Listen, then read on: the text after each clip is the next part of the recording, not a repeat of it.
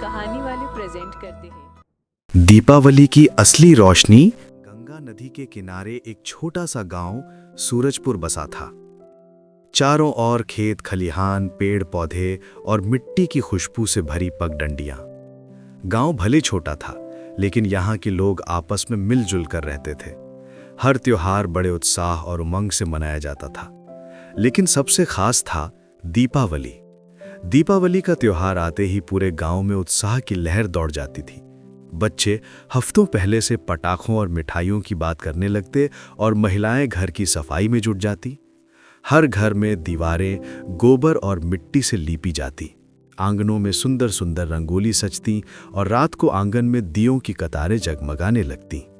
लेकिन इस बार सूरजपुर में एक परिवार था जो दीपावली का उत्सव मनाने की सोच तक नहीं पा रहा था। ये परिवार था रामू काका का। रामू काका गांव के सबसे ईमानदार और मेहनती व्यक्ति थे। उनका घर गांव के छोर पर एक छोटी सी झोपड़ी में था। सालों पहले उनकी पत्नी का देहांत हो गया था और उनका बेटा शहर जाकर मजदूरी करता था। गांव में रामू काका अकेले रहते थे। उम्र ढल चुकी थी, हाथ पांव पहले जैसे ताकतवर नहीं रहे थे, खेती करने की हिम्मत नहीं थी और दिहाड़ी के काम भी कम ही मिलते थे। इस बार तो हालात और भी कठिन थे। बारिश ठीक से ना होने की वजह से फसल खराब हो गई थी। रामू काका के पास न नए कपड़े थे, न मिठाई बनाने के लिए पैसे और न ही घर सजाने के लिए तेल के दिए। उनके लिए दीपावली का मतलब इस बार सिर्फ अंधेरा था। उधर पूरे गांव में चहल पहल थी। बच्चे नए कपड़ों में इधर उधर दौड़ते, दुकानों पर मिठाई और खिलौनों की भीड़ लगी हुई थी।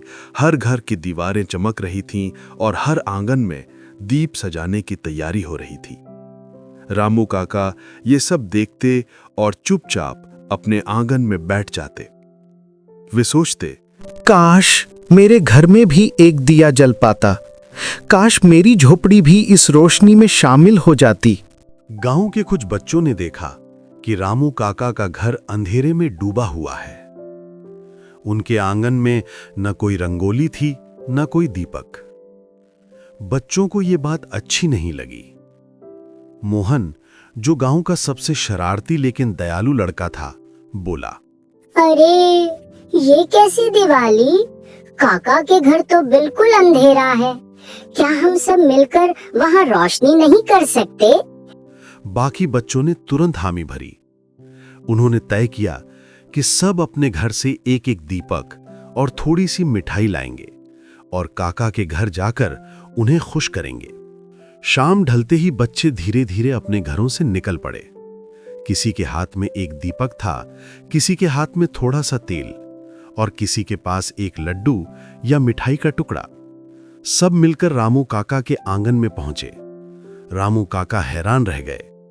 वे बोले, अरे बच्चों, तुम सब यहाँ क्यों आए हो? काका, आपने सोचा होगा इस साल आपके घर दीपावली नहीं होगी, लेकिन हम सब ने तय किया है कि असली दीपावली तो यहीं होगी। इतना कहते ही बच्चों ने आंगन में छोटे छोटे दीप जलाने शुरू कर दिए। एक एक करके पूरी झोपड़ी जगमगाने लगी। मिट्टी की दीवारें जैसे सोने की तरह चमक उठी। फिर बच्चों ने मिलकर काका के लिए छोटी सी रंगोली बनाई। किसी ने लड्डू दिया, किसी ने जलेबी का टुकड़ा और सबने मिलकर कहा, काका, दीपावली तभी पूरी होती है जब सब खुश हों। आज हम सब मिलकर आपकी दीपावली मनाएंगे। रामू काका की आंखों से आंसू झरझर बहने लगे। इतने सालों में उन्होंने इतनी खुशी कभी महसूस नहीं की थी। अकेलापन, गरीबी और बेबसी सब जैसे पिघल गए हों। उन्होंने बच्चों को गले लगाते हुए कहा, आज तुम सब ने मुझे सिखाया कि दीपावली सिर्फ पटाखों और मिठाई का नाम नहीं है। असली दीपावली तो तब होती है जब हम किसी और के अंधेरे को रोशनी में बदल दें। गांव के बड़े बुजुर्ग भी वहां आ पहुंचे। सबने देखा कि रामू काका का छोटा सा घर इस बार पूरे गांव से ज्यादा चमक रहा है।